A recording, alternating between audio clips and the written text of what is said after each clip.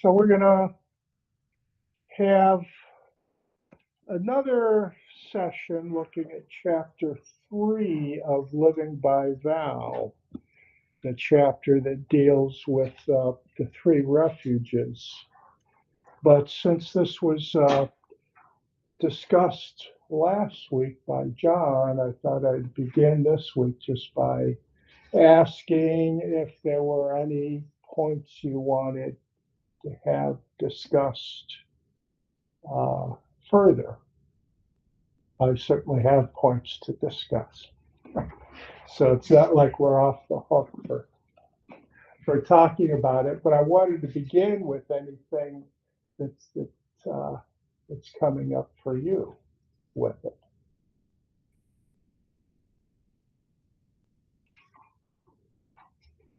And everybody's good, then let's go ahead, get started with what I wanted to talk about with reference to it this week. One thing is I wanted to begin here just by looking at the term refuge itself, because actually that's something that Shahaku doesn't talk about, which is unfortunate because then I could kind of latch on to his description of the Japanese term, because I lack the qualifications to do that. So I would need Shahaku to do that. But I do have some qualifications for you looking at the English term. So that's what I'm going to do. Not quite as thorough as what we could have had, but we'll work with what we've got. So the dictionary definition of refuge is a place or state of safety from danger or trouble. A place or state of safety from danger or trouble. So the sense of safety, I suspect that might be a term that many of us, if we just off the top of our heads chose a term that might help point us towards an understanding of refuge, we might choose safety, a sense of safety. And of course, safety kind of begs the question, safety from what? So the definition very helpfully describes it, two aspects of what we're being kept safe from, danger or trouble. So taking refuge, of course, in our world today, where there are many refugees around the globe, escaping dangers and troubles. So it has particular meaning, I think, for us today, this term of refuge. I think it's helpful to us to kind of carry that in mind as we look at it from a Buddhist perspective, taking refuge in Buddha, Dharma, and Sangha. And how does that parallel taking refuge in or seeking refuge in another country to protect one from the dangers and the troubles in one's home country? So Buddhism, of course, is rooted in danger and trouble, suffering. Maybe for Buddhists, that might be a term that comes up when we hear the term refuge. Refugee is someone who is suffering in a specific way.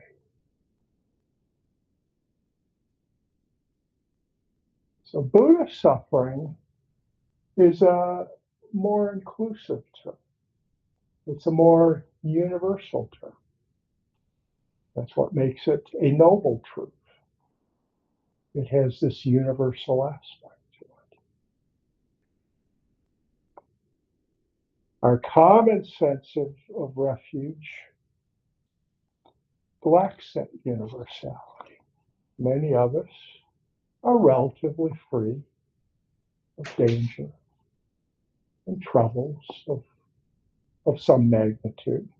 We all have troubles, but maybe not the type that can change our lives. But Buddhism is looking at a deeper rooted sense of trouble, something that we find troubling about our very existence and the course it takes. So it's in this sense that the three refuges arise, it seems to me, very naturally out of the first noble truth, the truth of suffering.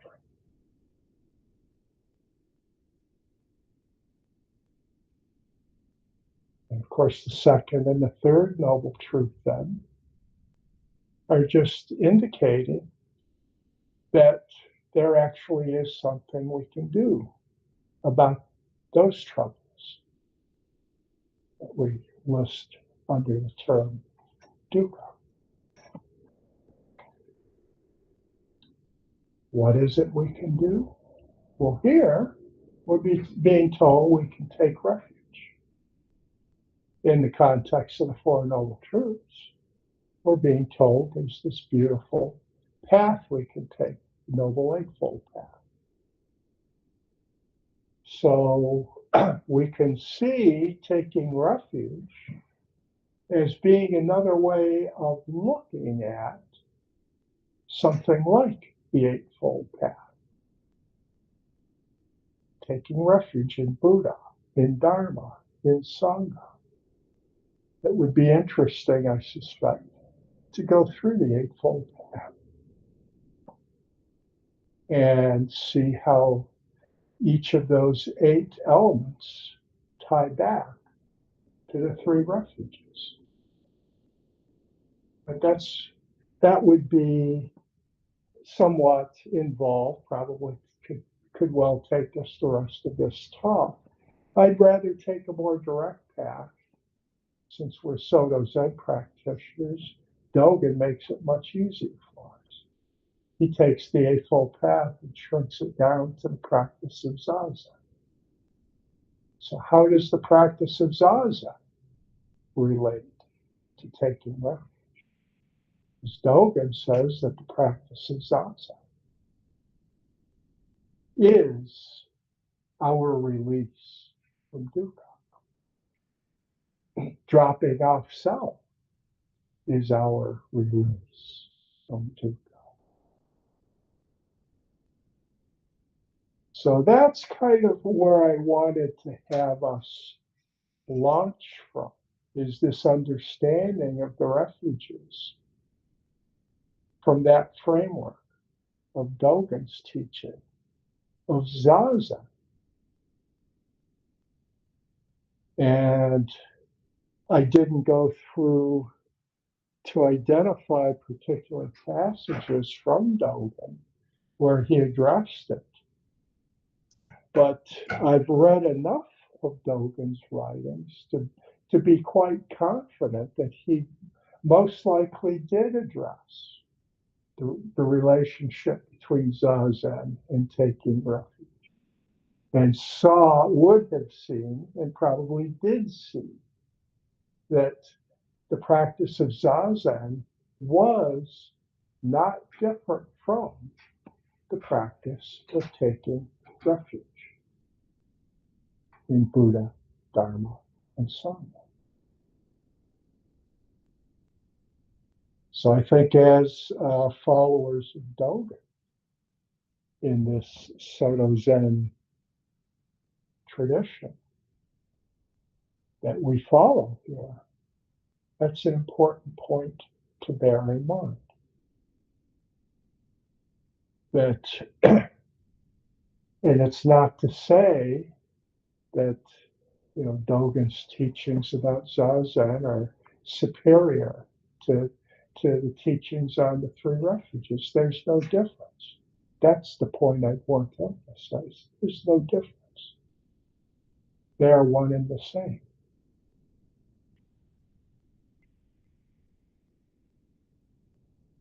And I feel confident that that would track quite well with Dogen's understanding of it. So when we do practice Zazen, we are taking refuge in Buddha, Dharma, and Sangha. Which is why for us and most other Zen Sanghas, when we do come together, that's our primary activity, is practicing Zazen. So this is what we do as a Sangha. It's the practice handed down to us from the Buddha. It's the practice of awakening, which is what Buddha means. Buddha is simply the awakening. And the Dharma is simply the teachings that guide us towards awakening. All of these are refuges. Zazen, I see it as a refuge in this sense of whatever dukkha I bring with me when I sit down on my bench and formally practice Zazen. I am taking refuge. And I can let go, release.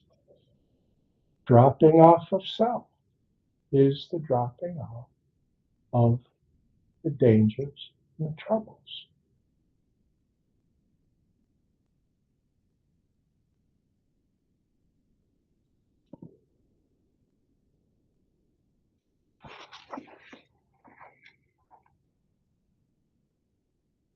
So there are some points from the chapter I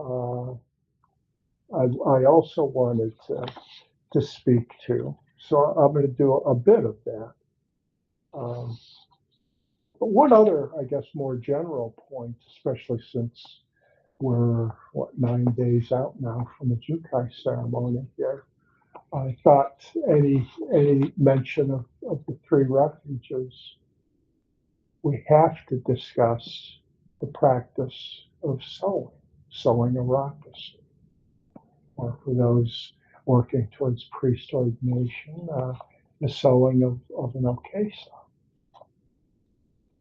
That taking refuge is a key element of that, because with each stitch, the sower is silently reciting, chanting the refuge chant, which is the subject of this chapter.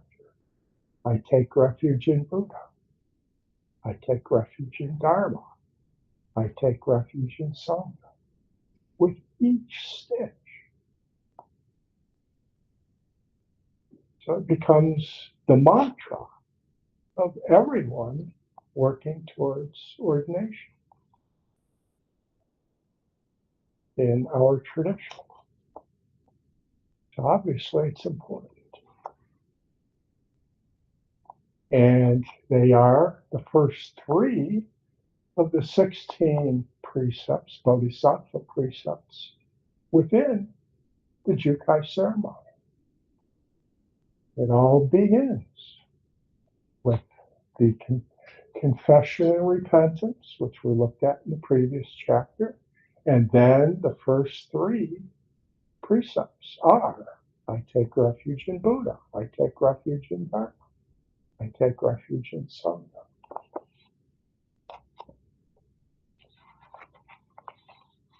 So its foundational role for our practice is beyond question. Were it not so, then we wouldn't have a practice of silently chanting those first three precepts with each stitch in our sewing practice. Obviously, this is a matter of considerable importance for our practice. As Shihaku puts it, without these three refuges, there is no Buddhism. He puts it rather strongly. It's hard to imagine what this practice could look like if there was.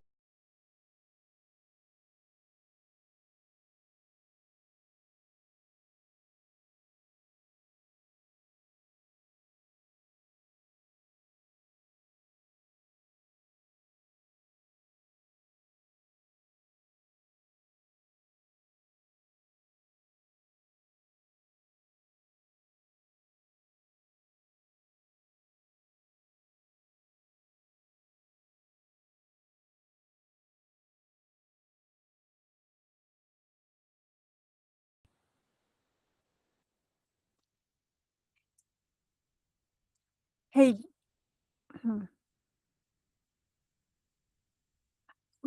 we lost Dean.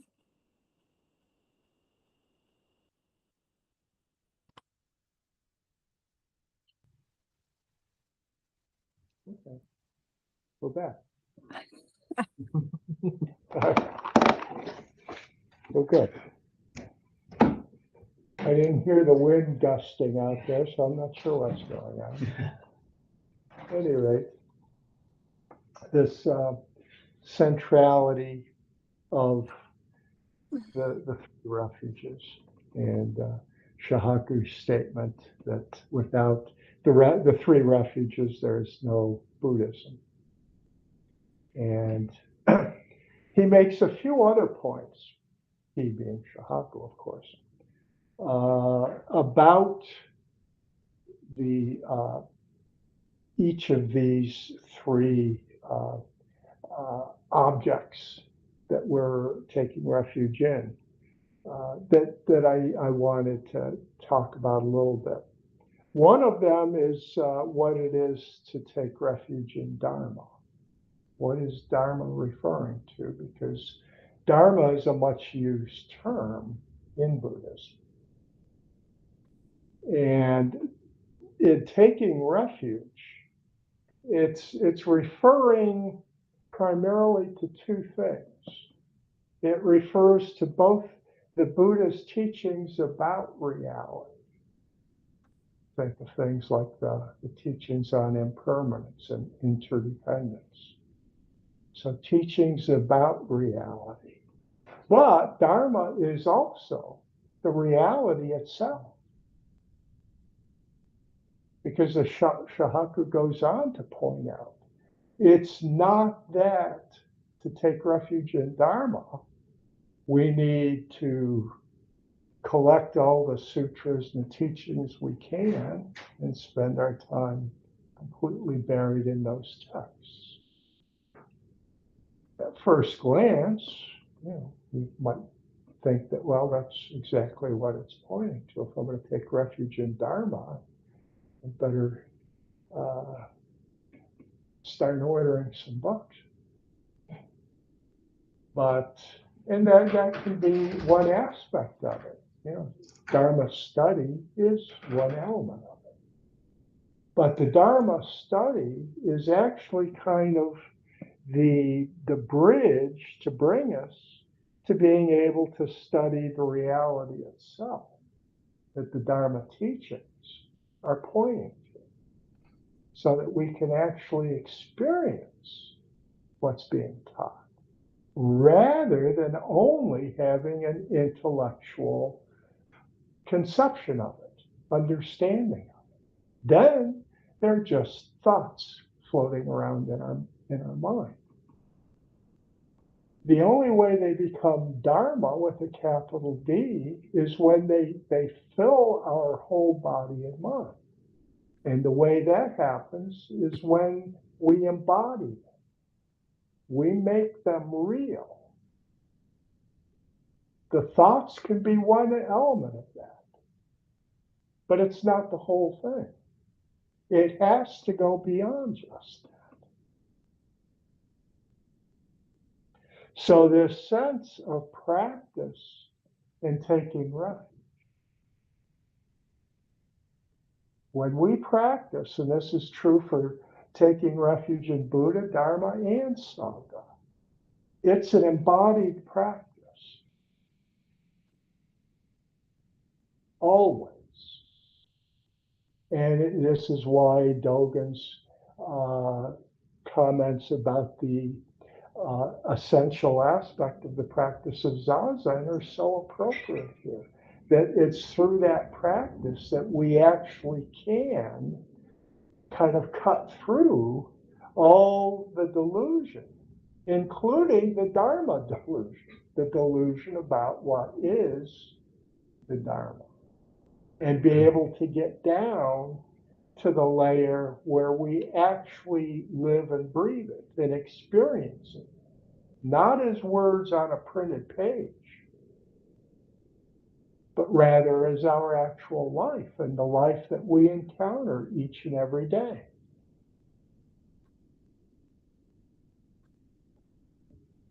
Those are the Dharma gates that are boundless, that are there for us to enter.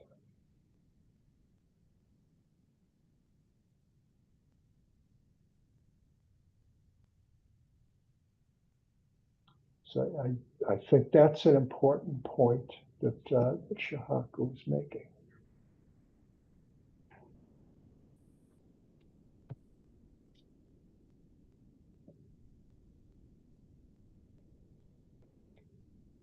So this sense that we are usually asleep and dreaming, and perhaps we might say this is how we tend to deal with our troubles and our danger, is in this kind of state of being asleep and dreaming, rather than actually being with the trouble. Since we use the word trouble, I haven't brought Donna Haraway into a Dharma talk in a very long time. So in order to take refuge, we have to be with our suffering. We have to be with the trouble. We have to stay with the trouble.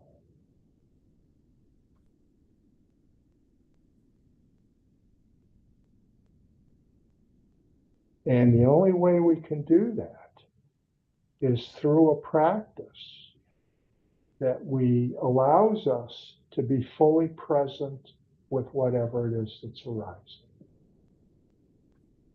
Actually meet it as it comes forth. Not just our thoughts about it, to actually meet it. Because as soon as we begin processing it with our thoughts, we're in this realm of dreaming and making something else of it. So staying with the trouble, being with our suffering, even when things are falling apart, as Pema Chodron puts it, it's okay. Better than okay. It's vital. It's essential. So to take refuge also, this is an important point that I don't think gets talked about in this chapter. To take refuge means being with the suffering, being with the trouble. To recognize the trouble so that we can take refuge.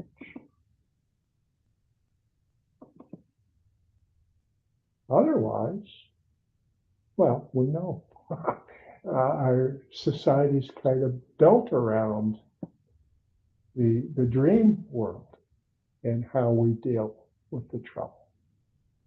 That's easy. Piece of cake, no sweat. And there's a lot of money to be made from building up dreams. Fortunes are made and lost, but that's okay. It's all part of the game. In dealing with the troubles in such a fashion, rather than actually becoming very intimate with them. It's through that intimacy with them that we can take refuge. Because we really understand it now. We get it. So we can recognize a refuge when it appears. Buddha, Dharma, Sangha. It makes sense because we understand the dukkha. That's why that's the first noble truth. We get it. So we're primed for taking refuge. We're ready.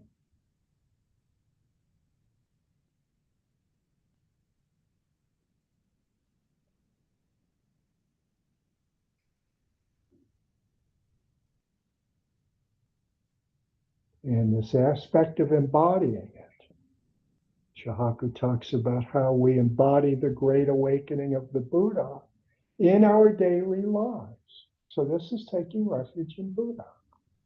We embody it. It's not something external because this is a problem with taking refuge in Buddha.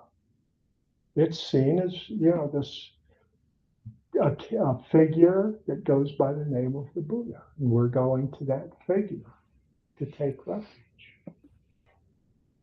But actually, the source of that refuge is within us. That's why we have to embody it. It's not in some character that lived 2,500 years ago. It's in us. That we have that same capacity. We are Buddha nature. So to take refuge in Buddha is to realize that. So we're essentially taking refuge in ourselves, in our nature that we share with Buddha, with all Buddhas, with all ancestors.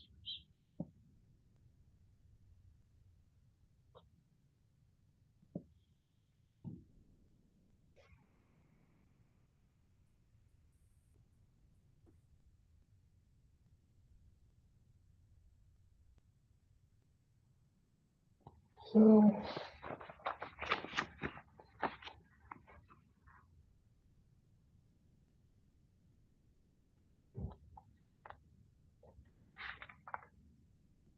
I think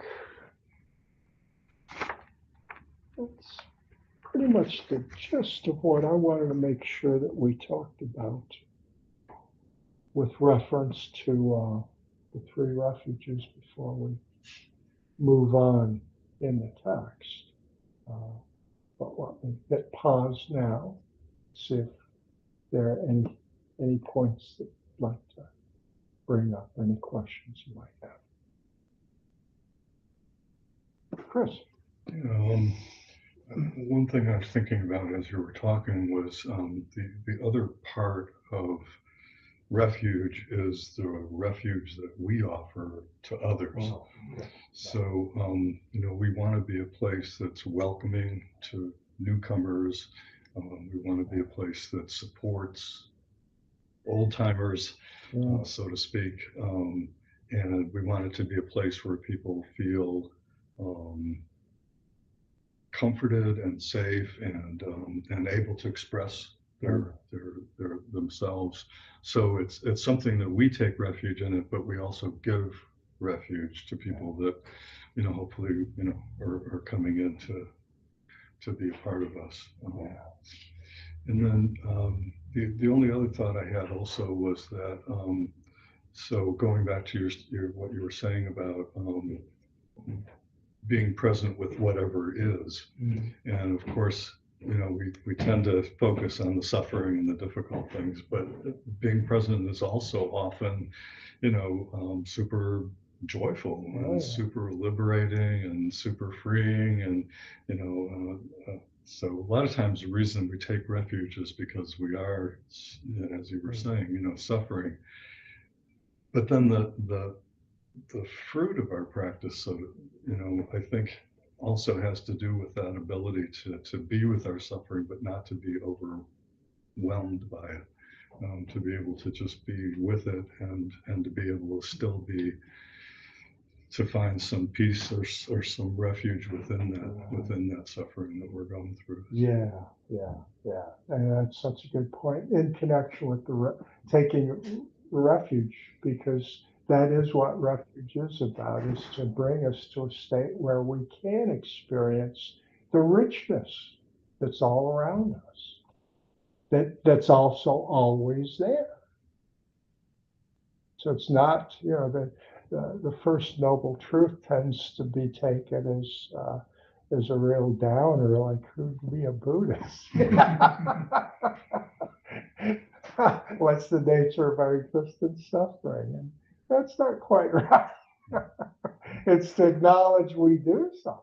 And actually that's a good thing, because it kind of guides us into the practice so we can tap into all this richness. So that's kind of the reward, you might say. And there is one. But yet, if we go chasing after the reward, then that becomes kind of counterproductive. But yeah, joy it constitutes one of the 7 awakening factors. So sure, I mean, if you're not joyful, you're gonna, I don't know that you could possibly experience awakening, because to wake up to the true nature of reality is to, rather than to see things like impermanence and interdependence as being a drag, you see them all of a sudden as, oh, how wonderful, how great.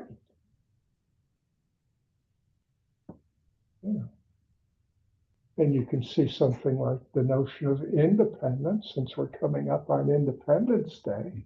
What a piece of rubbish that is. There's no such thing. Even celebrating it as this July 4th, national birthday. I mean, what's it about? Yeah, they called the document Declaration of Independence, but then they're off calling on France and Spain. Will you guys help us? They recognized their interdependence. Without that, they would have never been able to become independent. Only through interdependence could they achieve that. Otherwise, the British would have, Yorktown wouldn't have happened. So we can celebrate Interdependence Day. That's the Buddhist celebration. Glenn. We talked about joy Saturday when John was going over the text.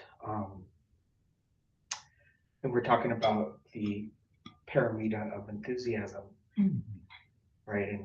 And we're like, how do you bring enthusiasm to your practice, especially when there's so many problems in the world and the headlines and things that are just out of whack, like Monday at the men's shelter. This was my first time, and I had such a profound, overwhelming sense of despondency. I was almost in tears because there's all these men coming to get a warm meal, and we had the assembly line going, right. And we were in the zone, but it was just this feeling of why why are we doing this? Why should we have to do this? Why in this country people have to line up to get a free meal? And so thinking about joy in reference to what we were talking about on Saturday, it reminds me of I don't know which order it is in the vows that Dharma gates are boundless. I vow to enter them. Yeah. All of these are Dharma gates, and these are gifts to us, and they're endless. We will never run out of opportunities to be grateful and to awaken. Yeah. And so that gift is something that we can be joyful about, even in the midst of tremendous suffering. Yeah. So, Thank you.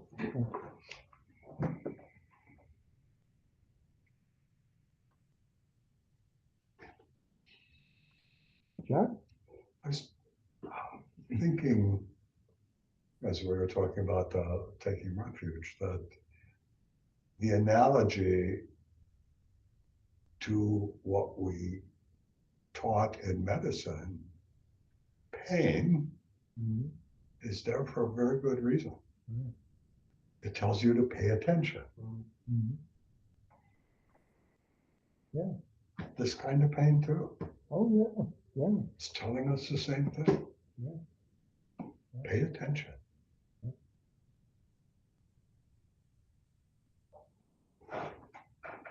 And I never sort of looked at the two of those in the same way before, but they are. They are very much the same. Yeah. Yeah.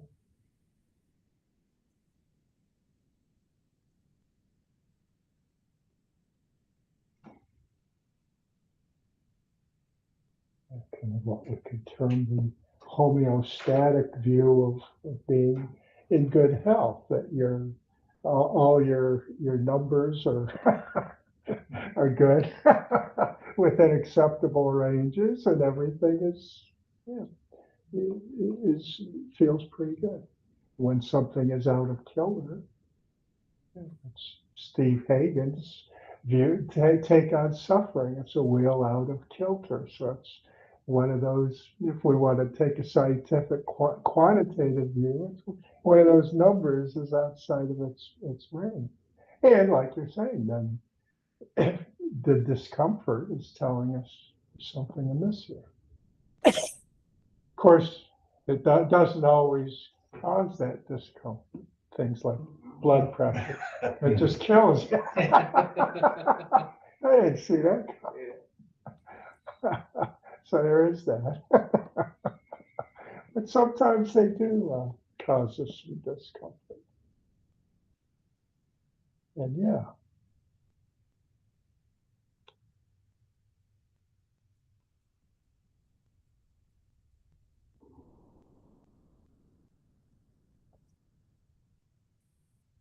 Well, okay. Well, I think I'll wrap up tonight just by kind of plotting my strategy as we approach what there are a couple of more, both of them shorter chapters. The chapter 4, the next one, is on the robe chant.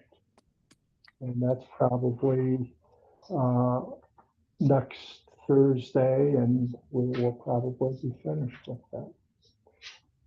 The next chapter after that, on the meal chants, we don't do those. So I certainly welcome you to go through that chapter. I'd be happy to discuss it with you, but I don't know. And that's a longer chapter on top of that. So I don't know that that's our best use of time to go through that. Then we have two rather lengthy chapters that we're definitely going to go through.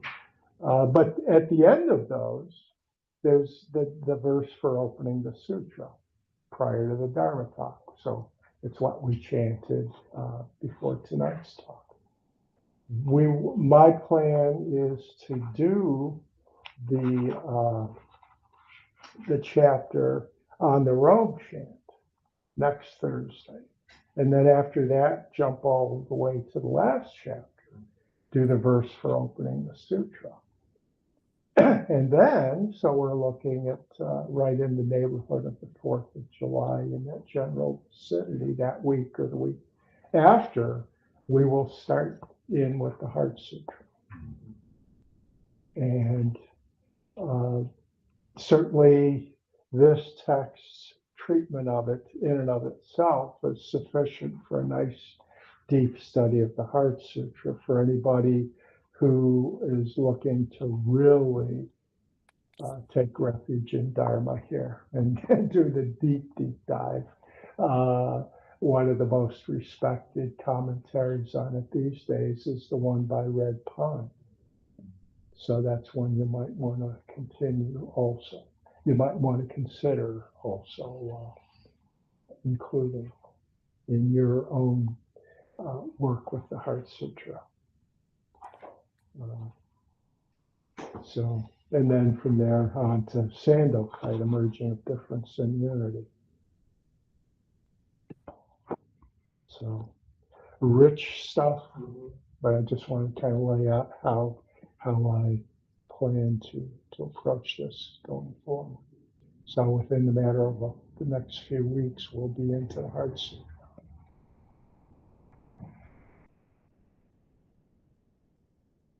And certainly we'll look at Dogen's treatment of his commentary on the Heart Sutra too. That's easy. It's about 2 pages. It's almost as short as the Heart Sutra.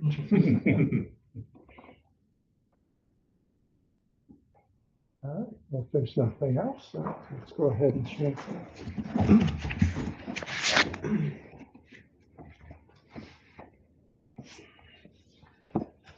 I vow to myself and to each of you to commit myself daily to the healing of our world and the welfare of all beings, to live on earth more lightly and less violently in the food, products, and energy I consume, to draw strength and guidance from the living earth, the ancestors, the future generations, and my brothers and sisters of all species, to support others in our work for the world and to ask for help when I need it, to pursue a daily practice that clarifies my mind, strengthens my heart, and supports me in observing these vows. All right. Well, good night, everyone. We'll be back here on Friday.